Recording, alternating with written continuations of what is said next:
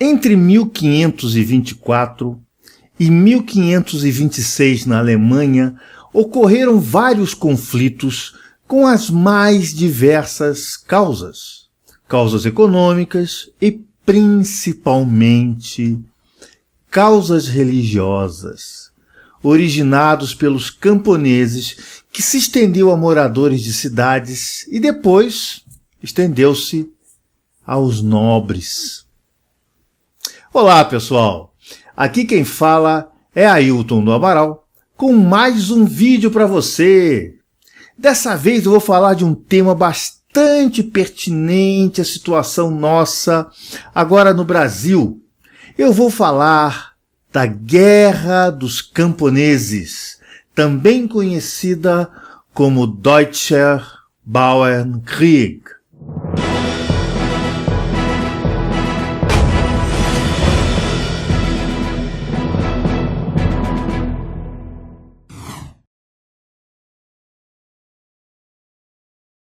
O Brasil passando por uma situação de reflexão na sua situação política, econômica, bem-estar das pessoas.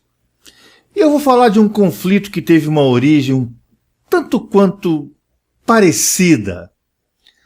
Esse conflito teve lugar sobretudo em áreas do sul, centro e oeste da Alemanha, mas que também aí afetou algumas áreas na vizinha Suíça e Áustria, e envolveu seu auge aí no verão de 1525. Nessa região existiam cerca de 300 mil camponeses revoltados. Estimativas da época situaram o número de mortes em torno de 100 mil. Mas entendam, não existia nenhum órgão parecido com o IBGE ou outro tipo de órgão naquela época. Mas a dimensão dessa catástrofe é muito alta, tendo em consideração que era uma época em que a população mundial não era tão grande assim. Portanto, a morte dessas 100 mil pessoas representa um desastre proporcional ao Holocausto, onde morreram aí 6 milhões de judeus na década de 1930 e 1940. Na iminência da revolta, quer dizer, no auge da revolta em 1524, Martinho Lutero escreveu uma carta aos príncipes da Saxônia sobre o espírito revoltoso, que era o título dessa carta, mostrando a tirania dos nobres que oprimiam o povo e a loucura dos camponeses em reagir através da força e a confiar em Müntzer, que era um líder naquela época, como pregador. Houve muito pouca repercussão sobre esse escrito, pois as pessoas tendem a supervalorizar as pessoas como heróis, como pessoas infalíveis, e na realidade todos nós somos seres humanos, né, que praticamos erros. E naquela época a Alemanha era governada regionalmente pelos chamados príncipes eleitores, cada um comandando aí uma região de uma Alemanha bem desunida. Eu recentemente mesmo estive em Heidelberg, em um castelo de um desses príncipes eleitores. A guerra. O que era essa guerra? Como é que se deu essa guerra? Essa guerra foi em parte uma expressão da revolta religiosa conhecida como a Reforma Protestante, liderada pelo próprio Martinho Lutero, na qual, crítico dos privilégios e da alegada corrupção da Igreja Católica naquela época, contestaram a ordem religiosa e política estabelecida, mas reflete também, no fundo disso tudo, incluindo a religião, é claro, reflete-se também o puro descontentamento social que acontecia naquela época. O descontentamento com o poder dos nobres locais, o desejo dos líderes das cidades pela liberdade do poder eclesiástico bastante opressivo da Igreja Católica e da opressão também dos líderes da nobreza, e as tensões dentro das cidades entre as massas, as elites urbanas e rivalidades, luta pelo poder, é lógico, no meio aí da própria nobreza. O movimento camponês ele acabou por ser derrotado, É claro, né? Uma vez que as cidades e os nobres fizeram a sua própria paz. Quer dizer, lá em cima, eles sempre se entendem, né? Então a cidade e os nobres fizeram a sua própria paz com os exércitos do imperador e restauraram aí a velha ordem, tudo voltou como era antes, né, na casa de Abrantes. Frequentemente, né, de forma ainda mais dura, né, debaixo também da soberania do chamado Sacro Imperador Romano, que era Carlos V. Esse é um cuidado, gente, que a gente tem que tomar hoje, principalmente com o Brasil, um país de egoístas que no fundo procuram ver apenas seus interesses. E é por isso que o Brasil chegou a esse ponto. Essa falta de união que arrastou o nosso país para esse estado de coisas. O dissidente religioso Martinho Lutero, já condenado como herético pelo Edito de Worms em 1521, é acusado nesse tempo de fomentar essa disputa. É claro, esse Edito de Worms rejeitou as exigências dos revoltosos e sustentou o direito dos líderes alemães de suprimir as revoltas.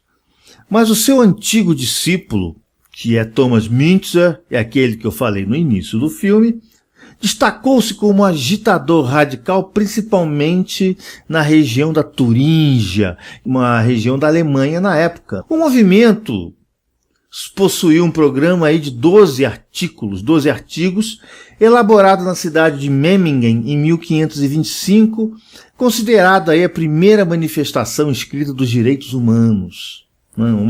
Um arremedo, um rascunho, um início da manifestação dos direitos humanos. Em 27 de dezembro de 1521, 3 profetas influenciados por Thomas Müntzer chegaram a Wittenberg, desde Zwickau. Esses profetas eram Thomas Dressel, Nicholas Storch e Mark Thomas Stübner. A reforma de Lutero não era suficientemente radical para eles, né? Sempre tem. Quando tem um radical, a gente pensa que os radicais são radicais, existem radicais mais radicais ainda. Tal como a Igreja Católica Romana, Lutero ainda praticava o batismo. Quer dizer, o batismo foi um ritual que Lutero manteve no seu protestantismo. Aquilo era exatamente o que os anabatistas ou anabaptistas, a origem do seu nome é que eles eram contra o batismo. Por quê? Por que os anabatistas eram contra o batismo? Eles alegavam que o batismo não consta das Escrituras e nem satisfazendo aí as principais condições de admissão numa irmandade visível de santos. Então o que importava para a pessoa ser um bom cristão era a penitência, a fé, a iluminação espiritual e a livre submissão ao indivíduo de Cristo.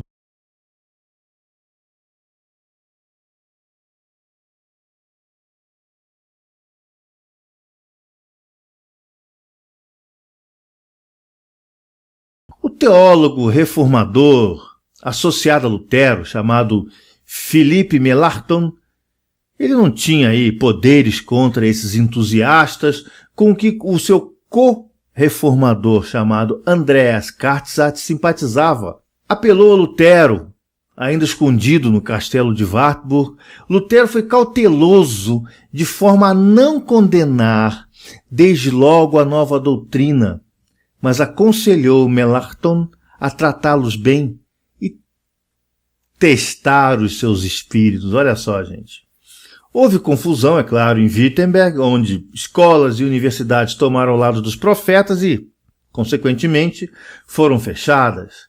Então daqui surgiu a acusação comum de que os anabatistas eram inimigos da aprendizagem, o que é substancialmente refutado, discutido, né, pelo fato de que a primeira tradução em alemão dos profetas, do livro dos profetas hebreus, ter sido feita e impressa por 2 deles, que era Herzl e era Denke, isso em torno aí de 1527.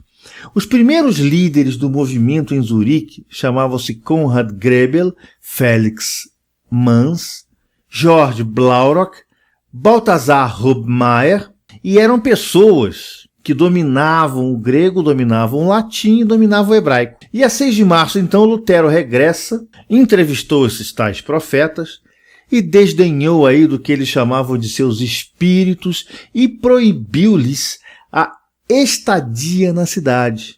Quer dizer, expulsou-os da cidade praticamente e ordenou aos seus seguidores que deixassem Zwickau e Erfurt. Acesso, então, negado às igrejas. Estes últimos aí acabaram por celebrar seus sacramentos dentro de casas, dentro de residências, a partir aí de casas privadas. E expulsos aí então de suas cidades, eles vaguearam pelo campo. Obrigados a deixar Zwickau, Münzer visitou a Boêmia, residiu por 2 anos em Auerstadt, na Turíngia, região da Alemanha, e em 1524 passou algum tempo na Suíça. Durante esse período ele proclamou aí as suas doutrinas revolucionárias na religião e na política com veemência e sucesso crescente, gente. Sobretudo, isso sempre acontece nas classes baixas. Na sua origem, uma revolta contra a opressão feudal tornou-se debaixo da liderança de Münzer uma guerra contra todas as autoridades instituídas e uma tentativa de estabelecer pela força o seu ideal de irmandade cristã com a igualdade absoluta e o comunismo dos bens. Olha só. Bom, a derrota total dos insurgentes em Frankenhausen em 15 de março de 1525 foi seguida, então, da execução de Münzer e de vários de seus líderes. Isso, é claro, para o movimento anabatista foi considerada apenas uma derrota provisória, né? Em alguns lugares da Alemanha, da Suíça e da Holanda, houve posteriormente aí alguns propagandistas religiosos cujas doutrinas eram aceitas por muitos, assim que o novo líder surgisse, gente. Vocês acham que Martinho Lutero era santo? Vejam algumas das suas frases que eu retirei lá da Wikipedia. Só há uma maneira desse povinho fazer sua obrigação. É constrangendo-o pela lei e pela espada, prendendo-o em cadeiras e gaiolas. Da mesma forma como se faz com bestas selvagens, melhor a morte de todos os camponeses do que a morte dos príncipes. Estrangulem os rebeldes como fariam com cães raivosos. Isso, gente, é Martinho Lutero conclamando os príncipes alemães a reprimir a revolta dos camponeses. É isso aí, gente. Conforme prometido, então, aqui está o meu vídeo que fala da revolta dos camponeses. Vida longa e próspera, Ailton Alt.